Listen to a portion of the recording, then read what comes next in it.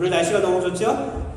네, 오늘 날씨가 너무 좋은데 오늘 하나님의 말씀을 통해서 우리 함께 은혜 받는 시간 갖기를 원합니다. 우리가 성경을 읽다 보면 괜시리 마음이 짠하게 여겨지는, 안타깝게도 생각되고 괜시리 마음이 이렇게 쓰이는 그러한 인물들이 있습니다. 여러분은 누구에게 마음이 가시는지요? 누구에게 그러한 짠한 마음이 생기시는지요? 여러분들이 그런 가운데 말씀을 읽고 있다면 말씀을 정말 잘 읽고 계신 것입니다. 우리가 성경 말씀을 읽을 때 단지 문자만 읽는 것이 아닙니다. 혹은 거기에서 지식만 얻으려고 읽는 것도 아닙니다. 우리의 지혜를 통해 그 내용도 우리가 파악하고 알아야 되겠지만 그 성경 말씀 가운데 우리의 마음을 쏟아서 우리의 마음이 성경 가운데 있어야 합니다. 성경 인물 한 사람 한 사람에 우리의 마음을 대입하고 그들과 함께 마음을 나눌 수 있어야 합니다. 그런 가운데 우리가 살펴보고 있는 사울 또한 그러한 인물 가운데 한 사람입니다. 제가 성경을 읽을 때 마음이 쓰이는 인물들이 있는데 그 첫 번째는 선하고 의롭게 삶을 살아가는데 갑자기 그 삶에 환난과 고난이 찾아와서 어려움을 겪게 되는 이들, 그러한 이들에게 마음이 쓰이곤 합니다. 그 대표적인 인물이 욥입니다. 여러분, 의로운 욥에게 갑작스러운 환난이 불어닥칠 때 얼마나 마음이 아프고 안타깝고 또 그러한 일들을 지켜보면서 혼란스럽습니까? 그가 겪은 불행은 결코 가벼운 것이 아니었습니다. 하나하나가 생각만 해도 몸서리 쳐지는, 그리고 우리 삶에서 결단코 경험하고 싶지 않은 그러한 일들이었습니다. 욥에 관한 말씀을 읽을 때마다 나라면 과연 욥처럼 견딜 수 있을까? 그러한 생각이 들곤 합니다. 욥뿐만 아니라 많은 믿음의 선진들, 그들이 하나님의 뜻 가운데 선한 삶을 살았지만 환난과 고난을 겪곤 하였습니다. 선하고 의로운 삶에도 불구하고 성경에서 믿음의 선진들이 고난당하고 어려운 상황에 놓이는 그러한 장면을 읽을 때면 괜시리 마음이 짠해집니다. 얼마나 힘들었을까? 그러한 생각이 들기도 합니다. 그럼에도 불구하고 그래도 감사한 것은 그들이 믿음과 소망으로 그 환난과 어려움을 끝까지 이겨냈다고 하는 사실입니다. 힘든 상황에서도 끝까지 인내하며 믿음의 길을 걸어갔습니다. 그러면 그 과정 가운데 함께 하시며 그들을 지켜보고 계셨던 하나님께서 결국에는 그들의 노고를 칭찬해 주시고 그들의 삶을 회복시켜 주시고 더 좋은 것으로 그들에게 보상해 주신 줄 믿습니다. 우리가 끝까지 어려운 가운데도 끝까지 우리의 믿음과 신앙을 지켜야 하는 이유가 바로 여기에 있습니다. 뿐만 아니라 하나님께서 그들의 삶을 후세들에게 신앙의 본이 되게 해주셨습니다. 그래서 우리가 믿음의 선진들의 삶을 보면서 나도 이렇게 살아야지, 나도 끝까지 신앙 지키며 믿음 지켜야지, 우리가 결단하며 살아갈 수 있는 것입니다. 그 다음 마음이 쓰이는 이들은 처음 시작은 좋은 모습으로 출발하였는데 삶의 중간에 찾아온 환난과 시험에 통과하지 못하고 유혹에 넘어져서 결국 안 좋은 결말로 끝나는 이들입니다. 이들의 삶과 마주할 때에도 저는 마음이 아프고 안타까운 생각이 듭니다.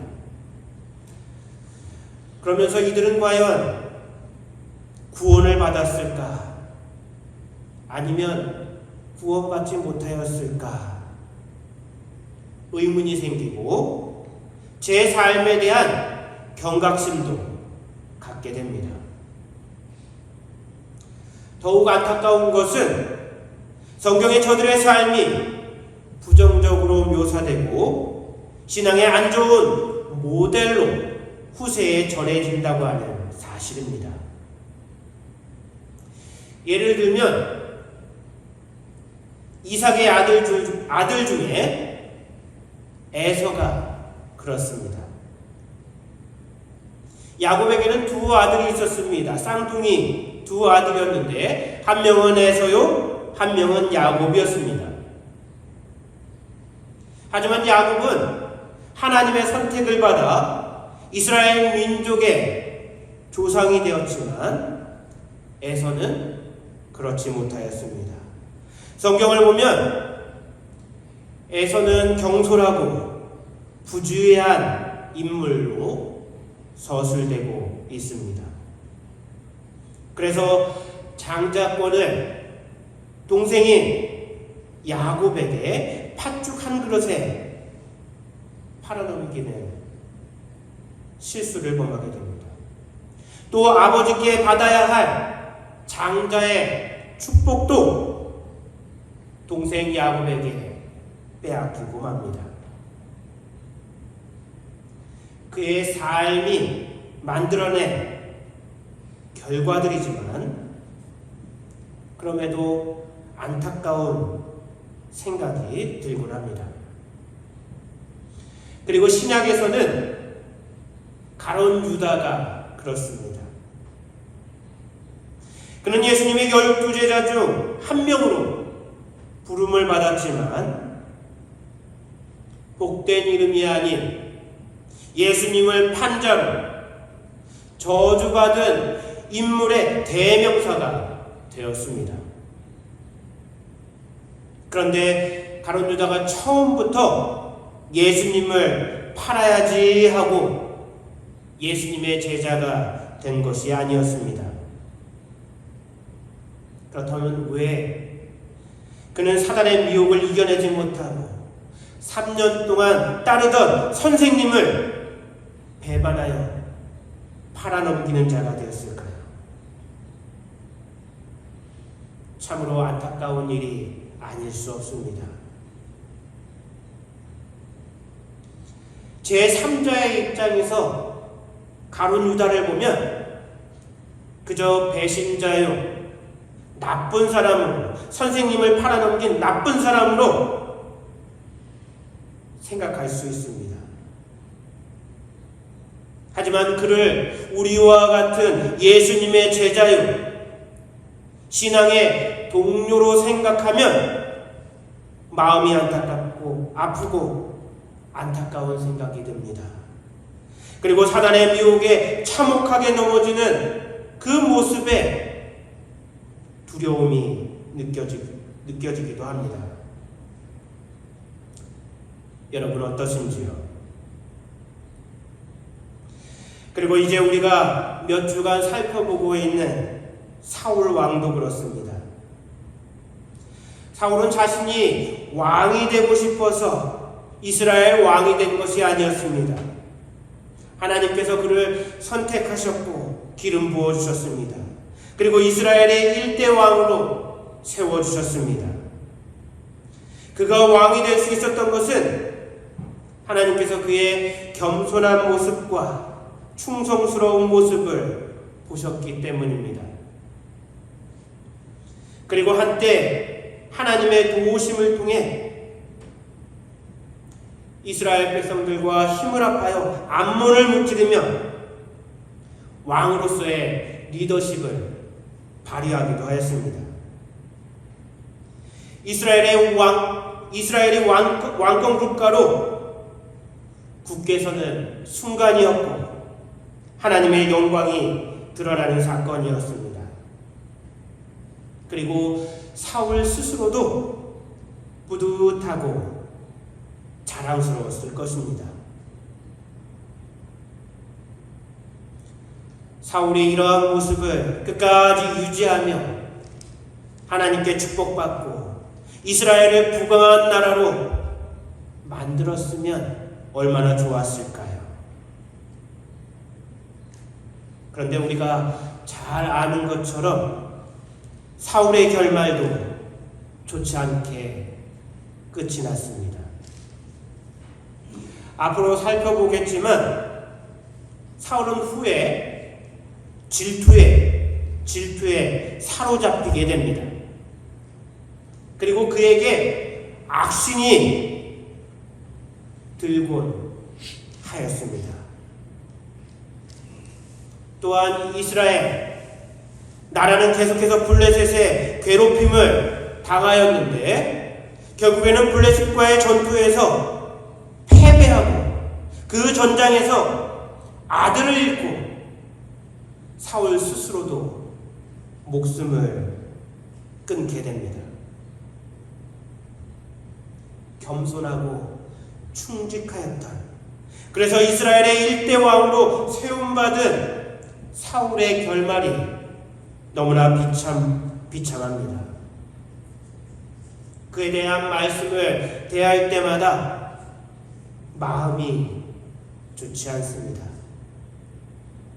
더욱이 사울은 이제 2대 왕으로 세움받게 되는 다윗과 비교되는 경우가 많은데, 다윗은 하나님의 말씀을 온전히 순종한 하나님의 사람으로 대표되는가 하면 사울은 그에 반해 부정적이고 좋지 않은 본보기로 사용되곤 합니다. 오늘 본문은 사울이 이처럼 하나님으로부터 버림받고 좋지 않은 결말을 갖게 된 그 시작이 되는 사건을 기록하고 있습니다. 앞에서도 말씀드린 것처럼 사울의 삶이 다소 안타까운 면이 없지 않습니다. 그래서 오늘은 그를 변호하는 입장에서 말씀을 전해보고자 합니다. 그러면서 하나님의 마음도 알아보는 시간을 갖고자 합니다. 여러분, 오늘 말씀을 볼 때에 사울 왕에 대해 그동안 갖고 있던 부정적인 생각, 선입견을 내려놓고 객관적으로, 말씀을 보면서 객관적으로 한번 생각해 보시길 바랍니다. 13장 1절 말씀을 보면 이제 사울의 나이가 40살이 되었습니다. 그리고 이스라엘을 다스린 지, 왕으로서 이스라엘을 다스린 지 2년이 되어간다고 하였습니다. 이때 이스라엘과 블레셋 사이에 다시 전쟁이 있게 되었습니다. 블레셋을 살펴보면 블레셋은 철기 무기를 사용하던 강력한 군사력을 가진 나라였습니다. 이에 반해 이스라엘은 겨우 사울 왕과 아들 요나단만이 제대로 된 무기를 갖춘 상태였습니다. 그러니까 사울과 요나단만 빼고 다른 사람들은 제대로 된 무기를 갖고 있지 못한 상태였습니다. 우리는 이 사실을 19절부터 나오는 말씀을 통해 알 수 있습니다. 제가 한번 그 말씀을 읽어보도록 하겠습니다. 19절부터 이어지는 말씀을 보면, 그때에 이스라엘 온 땅이 철공이 없었으니 이는 블레셋 사람들이 말하기를 히브리 사람이 칼이나 창을 만들까 두렵다 하였습니다. 온 이스라엘 사람들이 각기 보습이나 삽이나 도끼나 괭이를 벼리려면 블레셋 사람들에게로 내려갔었는데, 곧 그들이 괭이나 삽이나 쇠스랑이나 도끼나 쇠채찍이 묻을 때에 그리하였으므로 싸우는 날에 사울과 요나단과 함께한 백성의 손에는 칼이나 창이 없고 오직 사울과 그의 아들 요나단에게만 있었더라. 이러한 상황에서 블레셋 사람들이 많은 병력을 이끌고 이스라엘을 침공하였습니다.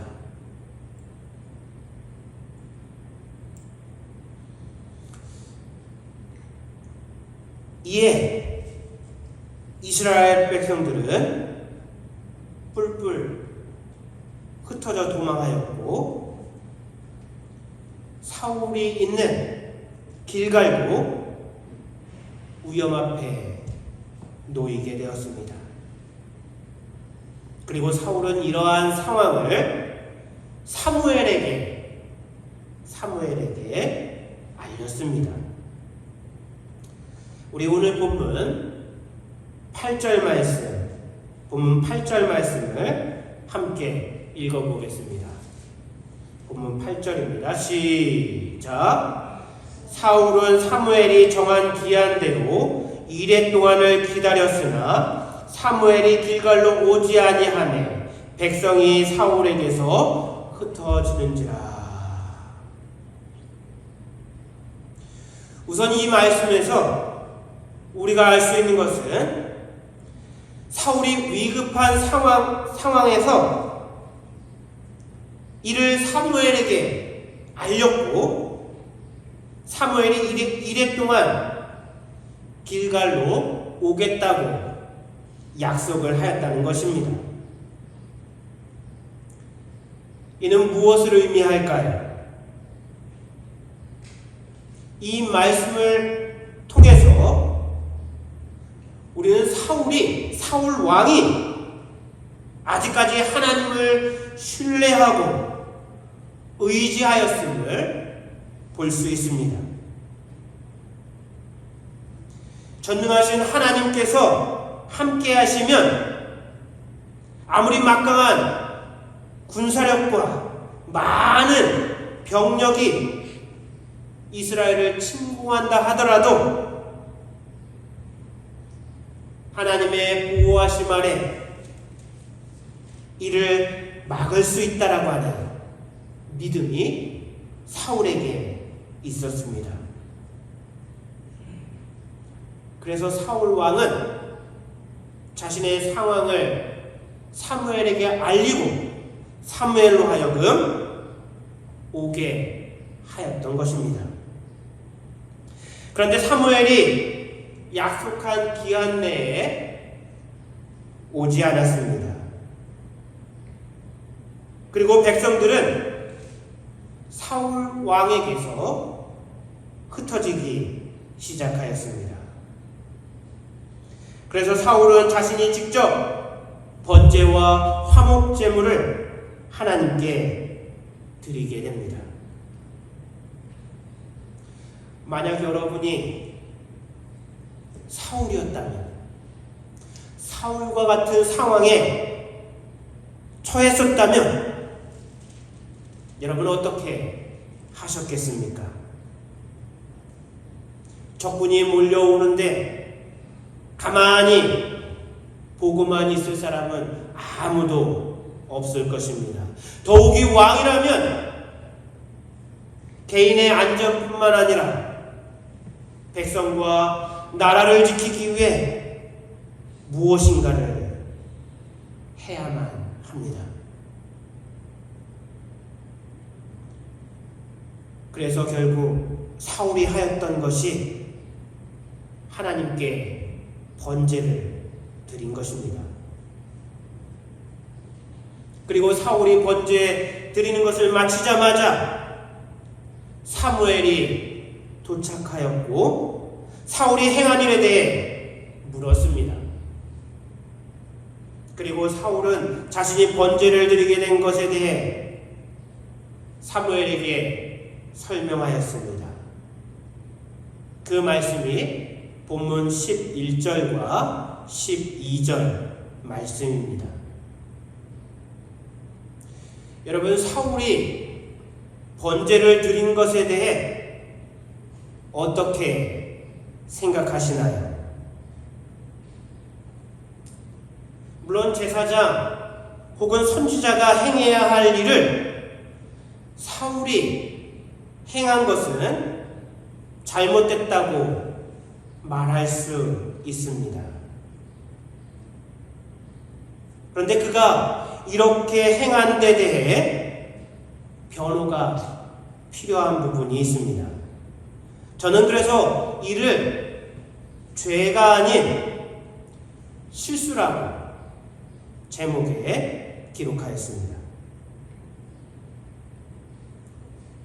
첫째는 사무엘이 약속한 시간에 오지 못하였다는 것입니다. 만약 사무엘이 약속한 시간, 제 시간에 도착하였다면 사울은 직접 번제를 드리는 일을 행하지 않았을 것입니다. 그리고 두 번째, 사울이 사무엘을 부르고 하나님께 번제를 드렸다는 것은 앞에서도 말씀드린 것처럼 그가 아직까지 하나님에 대한 믿음, 하나님을 의지하였다는 것을 보여줍니다. 그가 위급한 상황에서 세상적인 방법을 구하거나 백성을 내버려 두고 도망한 것이 아니었습니다. 오히려 전능하신 하나님께 도움을 구하며 번제를 드렸습니다. 이는 하나님을 의지한 것입니다. 그리고 세 번째, 모세 이후 율법이 만들어진 후에는 제사가 제사장들의 권한으로 율법에 정해지게 되었지만 이전에는 율법이 정해지기 전 그 이전에는 누구나가 하나님께 제사를 드릴 수 있었음을 우리는 성경을 통해 알 수 있습니다. 그래서 아브라함도 야곱도 분명히 이들이 제사장이 아니었음에도 불구하고 하나님께 다양한 모습으로 제사 드렸음을 우리는 말씀 가운데 볼 수 있습니다. 그리고 현재 우리의 시각으로 이 사건을 볼 때 사울이 제사를 드린 것은 크게 문제가 되지 않습니다. 종교개혁 이후 성도들 한 사람 한 사람은 예배자로서 언제 어디서나 자유롭게 예배를 드릴 수 있습니다. 꼭 성전에서만 예배 드릴 수 있는 것이 아닙니다. 꼭 목회자만 예배를 인도하는 것이 아닙니다. 우리 한 사람 한 사람이 하나님 앞에 예배자입니다. 이를 만인 제사장이라는 말로 종교개혁자들은 표현하였습니다. 오히려 예배를 제한하는 것이 잘못된 것입니다. 성도들 한 사람 한 사람은 하나님께 온전히 드려져야 할 산 제물입니다. 그렇다면, 이렇게 본다면 위급한 상황에서 하나님을 의지함으로 제사를 드린 것이 무엇이 잘못이겠습니까? 잘못이라 하더라도 사울이 이에 대해 잘 몰라서 범한 실수라고 볼 수 있습니다. 그리고 누구나 처음 겪는 일, 처음 하는 일에 대해서는 잘 못하고 실수할 수 있습니다. 그런데 이후에 내려진 판결을 보면 가혹하다 싶을 정도로 큰 벌이 사울에게 내려지게 됩니다. 그래서 더욱 안타까운 생각이 들고 의아한 생각이 듭니다. 그 말씀이 오늘 본문 뒤에 이어지고 있는 13절과 14절 말씀입니다. 우리 이 말씀도 함께 읽어보기 원합니다. 우리 앞에 스크린을 보시고 13절과 14절 말씀을 한 목소리로 읽어보도록 하겠습니다. 시작. 사무엘이 사울에게 이르되 왕이 망령되이 행하였도다. 왕이 왕의 하나님 여호와께서 왕에게 명하신 명령을 지키지 아니하였도다. 그리하였더면 여호와께서 이스라엘 위에 왕의 나라를 영영히 세우셨을 것이오늘 지금은 왕의 나라가 길지 못할 것이라. 여호와께서 왕에게 명하신 바를 왕이 지키지 아니하였으므로 여호와께서 그 마음에 맞는 사람을 구하여 그 백성의 지도자를 삼으셨느니라. 사무엘의 입술을 통해 이와 같은 판결이 사울에게 내려지게 됩니다. 그렇다면 사울의 실수에 대해 그동안 우리가 사울에 대해 변호하였는데 이 사울의 실수에 대해 왜 이처럼 가혹한 판결이 내려졌을까요?